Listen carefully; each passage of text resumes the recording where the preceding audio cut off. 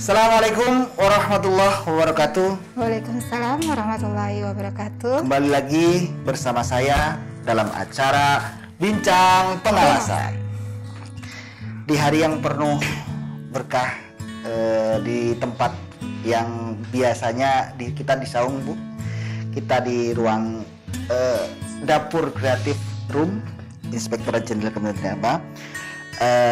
Di kesempatan hari ini Bincang Pengawasan mengangkat tema tentang pengelolaan arsip elektronik di masa pandemi bersama ibu kita, Ibu Titik Purwanti, Kasubag TU Inspektorat Wilayah 3. Assalamualaikum Ibu. Waalaikumsalam. Gimana Ibu kabarnya? Alhamdulillah sehat, baik. Sobat Ijen dimanapun berada, acara Bincang Pengawasan ini akan tayang setiap hari Selasa dan Jumat pada kanal YouTube Inspektorat Jenderal Kementerian Agama. Baik, mohon izin Ibu, sebelum kita membahas pembahasan tema pengelolaan arsip elektronik, Sobat Ijen ingin lebih mengenal Ibu, mana Ibu asalnya dari mana misalnya. Baik, terima kasih Mas Hendy. Perkenalkan, nama saya Titik Purwanti. Saat ini saya menjabat sebagai Kasubag Tata Usaha Inspektorat Wilayah 3 Inspektorat Jenderal Kementerian Agama. Saya lahir di Jakarta, besar di Jakarta, tapi orang tua saya berasal dari Jawa Tengah, dari Kabupaten Wonogiri. Ayah saya, ibu saya dari daerah Istimewa Yogyakarta, Kabupaten Gunung Kidul. Tapi saya lahir besar di Jakarta. Jadi yang di sana kakek nenek saya aja. Oh iya. Saya lahir 13 Maret tahun 1977 di Jakarta. Saya dua bersaudara. Kebetulan saya anak nomor 1. Saat ini sebelum sebagai Kasubag TU Wilayah 3, saya sebelumnya menjabat sebagai Kasubag Tata Usaha Sekretariat Inspektorat Jenderal. Dulu belum Kasubag TU dan Humas, dulu masih Kasubag Tata Usaha aja. Kalau sekarang nomenklaturnya sudah berubah menjadi Kasubag Tata Usaha dan Humas di Sekretariat. Baik, Bu.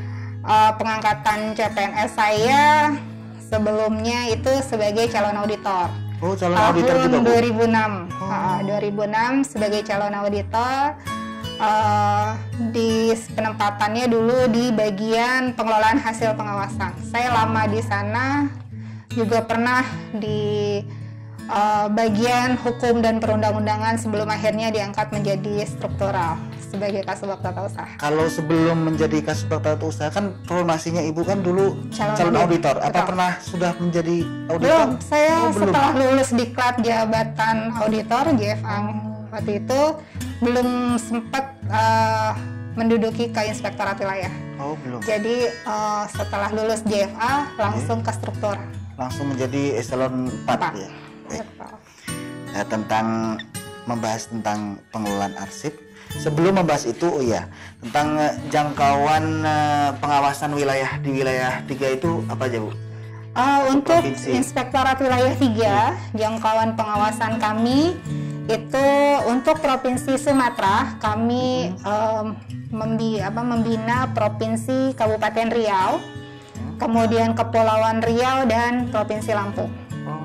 Untuk Pulau Jawa, saya di Jawa Timur. Jawa Timur. Ya, kemudian untuk di Sulawesi, saya di Sulawesi Tengah.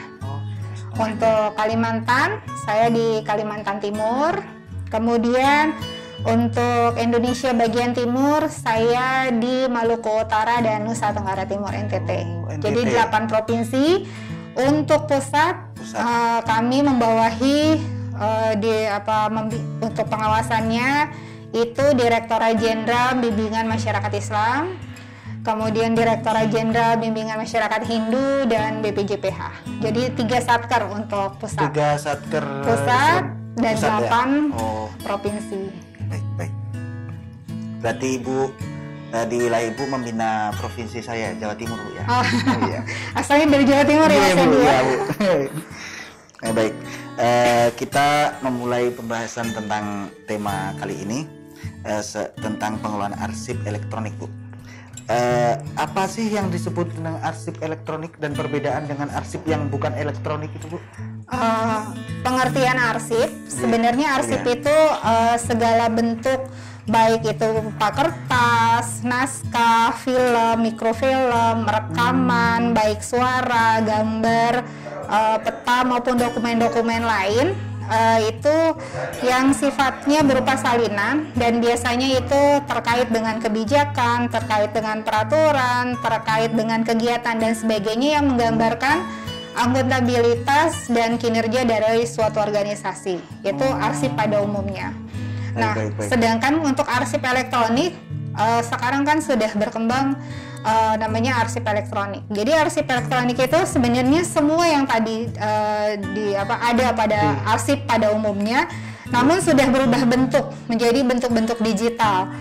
Itu kemudian disimpan juga dalam media-media digital, baik magnetik maupun yang berupa optik, seperti itu. Jadi sebenarnya kalau di luar negeri arsip elektronik itu sejak tahun 1998 itu sudah familiar. Nah, di Indonesia ini sejak ada aturan terkait dengan SPBE, ini mulai digencarkan arsip elektronik. Terlebih lagi pada saat sekarang, saat pandemi, di mana orang itu jarang berinteraksi, work from home itu lebih sering, 75% dibandingkan work from office. Terus kemudian kita dalam melakukan pengawasan tidak bisa luring atau terjun langsung karena adanya pembatasan-pembatasan sehingga memerlukan pengawasan dalam bentuk daring, dan itu arsip elektronik itu semakin berpengaruh, semakin terlihat perannya pada saat ini. Iya, sangat berperan, Bu. Biasanya saya kan juga kebetulan di TU wilayah kan, Bu, ya. Biasanya membuat nota dinas, kita mengeprint, ternyata kita WFH itu membuat nota dinas juga dikirim dalam bentuk digital via PDF dan lain sebagainya, dan tanda tangannya juga sekarang kan sudah mulai tanda tangan di digital gitu ya, sudah bukan tanda tangan manual lagi. Itu ya pergeseran seperti itu. Di masa pandemi ini semakin terasa perannya arsip elektronik gitu. Nah, selanjutnya tentang ruang lingkup arsip elektronik itu dan kendala-kendala yang pada awal-awal itu bagaimana, Bu? Jadi untuk lingkup terkait dengan arsip elektronik itu dokumen-dokumennya itu biasanya kalau di perkantoran itu ada dokumen biasanya kita misalnya di presensi itu juga sekarang presensi digital. Kemudian presentasi digital itu juga bisa masuk ke dalam arsip. Kemudian dokumen-dokumen pengolahan data yang seperti tadi Mas bilang dalam bentuk PDF atau bentuk yang lainnya gitu. Kemudian ada juga arsip memang yang sudah berbasis web, seperti kita menerima surat-surat dalam bentuk email gitu kan ya. Kemudian pada saat pengawasan mereka kan juga sekarang bentuknya ada rekaman, ada video, terus ada yang namanya electronic data interchange, itu juga di situ banyak ada lingkupnya. Secara garis besar itu terbagi menjadi 4. Memang arsip itu yang diciptakan sudah dalam bentuk bisnis informatik sistem, jadi memang sudah ada sistemnya. Beberapa aplikasi-aplikasi yang menghasilkan data itu juga ada di situ. Jadi kemudian memang dari awalnya dari lingkupnya emang sudah berbasis online atau berbasis web. Itu juga bisa dikatakan di situ masuk ke dalam lingkup arsip yang berbentuk elektronik. Jadi lingkupnya itu dibagi 4, yang memang tadi dari awalnya dari perkantoran misalnya tadi bentuk surat menyurat yang sudah didigitalisasi ya istilahnya, di PDF kan atau di bentuk macam-macam seperti itu. Selanjutnya tentang penyimpanan ini, Bu. Macam-macam penyimpanan arsip elektronik itu apa saja sih, Bu? Penyimpanan,nya itu ada yang bentuknya online, ada yang bentuknya offline. Itu biasanya lebih dikenal yang dua itu, online dan offline. Kalau offline itu biasanya kita berupa CD atau berupa memori, hard memory seperti itu. Flash disk itu berbentuk offline karena tidak bisa diakses oleh semua orang. Tapi kalau bentuknya online itu bisanya kita pakai cloud, pakai server. Kayak seperti di Google Drive ya, itu termasuk. Kan sekarang itu banyak yang pakai cloud ya. Oh iya, cloud ya baru. Pakai cloud itu termasuk online ya. Itu termasuk online SIM. Jadi kalau online itu sifatnya cepat, siapa saja bisa akses. Tidak terbatas. Kalau offline itu kan terbatas. Kalau pakai flash disk, pakai CD dan sebagainya itu kan sudah bentuknya digital tapi masih offline seperti itu. Selanjutnya menyinggung tentang kata cepat tadi Bu. Salah satu keuntungan mengarsipkan atau menyimpan arsip elektronik di masa pandemi itu apa Bu? Kalau dulu arsip itu kalau secara manual itu kan kita harus misalnya surat harus difotokopi, kertas dikirim secara manual, itu kan akhirnya kita membutuhkan kertas. Dengan digital kita akan menghemat kertas, paperless, terus menghemat tinta, tinta fotokopi, menghemat tinta. Terus kemudian kecepatan. Kalau misalnya dengan arsip manual itu kan harus dikirim secara manual, fisik suratnya yang kita antar. Jalan. Butuh waktu, butuh jarak. Tapi kemudian nanti sampai di sana belum tentu diterima orang yang bersangkutan kan. Tapi kalau misalnya dengan digital itu kita bentuknya sudah PDF, kita kecepatannya itu kan hanya sekian detik, sekian menit sudah bisa diterima yang bersangkutan. Misalnya kalau surat biasa kita kirim ke Papua, misalnya LHA-nya kirim ke Papua, itu berapa lama di sananya? Tapi kalau misalnya pesawat dan lain sebagainya. Apalagi sekarang kan auditor itu menggunakan remote audit, remote review seperti itu. Kalau misalnya seperti kemarin bulan Januari kita melakukan review LK, dokumen-dokumennya itu kalau misalnya harus dikirim fisik, berapa lama yang dibutuhkan waktu ke sini? Tapi dengan digital mereka scan, mereka kirim soft copy-nya. Tinggal kirim email langsung. Dikirim email. Kalau kami kemarin kami simpan dalam satu Google Drive yang bisa diakses langsung. Terus kemudian ada lagi aplikasi yang bisa digunakan juga. Di situ dikirim, bisa digunakan untuk semuanya. Jadi satu komputer, misalnya satu user, satu komputer, itu kita bisa akses. Kita jadi akses langsung di komputer itu, kita buka cari file-filenya, bisa seperti itu. Begitu juga seperti di TU Wilayah 3, kami data-datanya kami simpan di dalam server. Jadi dalam server kami kasih linknya, jadi auditor yang membutuhkan data bisa akses langsung. Kita hanya simpan di servernya Wilayah 3. Seperti itu juga. Jadi teman-teman TU ketika mau ambil data, kita kasih akses, mereka bisa akses data yang dibutuhkan di situ. Maksudnya di server itu di komputer offline berarti ya Bu? Kami pakai online, pakai jaringan LAN. Jaringan LAN. Jaringannya tapi khusus untuk Wilayah 3 aja. Belum bisa di wilayah lain, belum bisa diakses ke wilayah lain, hanya terbatas di Wilayah 3. Semoga kedepannya kita bisa seharusnya dengan adanya sekarang e-gov terus SPBE, nanti saya berharap bisa satu izin kemudian e-audit itu bisa diperbaiki lagi sehingga e-audit itu remote audit maupun remote review sudah bisa akses kemana-mana gitu. Semoga amin Bu. Semoga pengembangan sistemnya cepat sekarang ya. Selanjutnya dari berbagai keuntungan dan salah satu cepat itu di masa pandemi ini Bu ya. Terus kenapa kok kita di masa pandemi dan masa modern ini tuh kenapa kita harus lebih memilih arsip elektronik tersebut Bu? Sebenarnya arsip elektronik itu sekarang karena perubahan zaman ya. Jadi memang karena zamannya itu sudah serba cepat, apalagi sekarang media sosial semuanya, internet, jaringan, data, LAN, kayaknya orang sudah tidak terbiasa lagi dengan manual, walaupun manual masih diperlukan. Tetapi dengan adanya digital itu kehilangan data itu dapat diminimalisir. Kenapa? Kalau misalnya dengan hard itu kalau misalnya dokumennya tercecer atau apa, kita nggak punya backup di digital itu susah.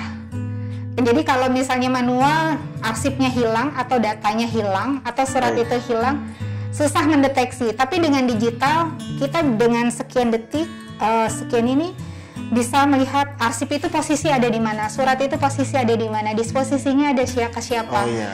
Jadi kecepatan, jadi terus kemudian keamanannya juga bisa dijaga karena kan kita di sana bisa aksesnya siapa saja yang bisa buka akses ini. Kawan siapa yang ambil gitu. Iya, jadi kelihatan itu misalnya di sana terakhir siapa yang buka, siapa yang akses itu juga akan terlihat. Jadi keamanannya juga bisa lebih terjaga. Tapi kalau misalnya bentuk hard, kita nggak bisa ngelihat kan siapa itu yang sudah baca, padahal itu surat rahasia gitu. Baik. Atau misalnya hasil laporan LHA-nya itu hasilnya rahasia gitu, hanya orang-orang terbatas gitu. Nah, ini pertanyaan pamungkas Ibu sebelumnya. Ini tentang kaitan tentang pengelolaan arsip secara tertib itu kaitannya dengan reformasi birokrasi itu apa, Bu? Iya, terkait dengan pengelolaan arsip secara elektronik itu ada aturan yang baru Permen Pan-RB nomor 26 tahun 2020 tentang pedoman evaluasi pelaksanaan reformasi birokrasi. Nah, di sana itu di aspek pengungkit ada 3 aspek. Yang pertama aspek pemenuhan, kemudian aspek hasil antara dan aspek reform. Nah, di aspek hasil antara itu di sana salah satu kriteria penilaiannya adalah kualitas pengelolaan arsip. Nah, di sana sehingga di sini pemerintah juga menganggap memang arsip itu penting gitu. Karena arsip itu di sana itu kan menggambarkan terkait akuntabilitas dan kinerja suatu organisasi. Dokumen-dokumennya, bentuk mereka pertanggungjawaban, baik keuangan, kinerja dan sebagainya itu akan terdokumentasi di arsip itu, akan tergambar di situ. Dan yang menilai nanti adalah ANRI. ANRI itu biasanya mereka mengaudit arsip dan itu kita nanti akan mendapat nilai. Halnya di inspektorat itu LHA itu kan harus. Iya, jadi di sana di audit arsip itu yang dilaksanakan oleh ANRI itu ada beberapa kriteria terkait pemeriksaan arsip. Jadi memang arsip itu mulai dari penciptaan sampai terakhir nanti penyusunan itu nanti dilihat, diaudit oleh ANRI. Seperti itu, makanya di Permen Pan yang terbaru arsip itu juga masuk ke penilaian skema penilaian reformasi birokrasi. Baik. Terima kasih Bu atas waktunya. Sobat Ijen dimanapun berada, kita sudahi bincang pengawasan di kesempatan hari ini. Mohon maaf bila ada salah kata atau perbuatan dari kami. Saya Hendy Arfiansyah. Sampai jumpa di bincang pengawasan selanjutnya. Wallahul muwaffiq ila aqwamit thoriq. Assalamualaikum warahmatullahi wabarakatuh. Terima kasih. Sama-sama Ibu.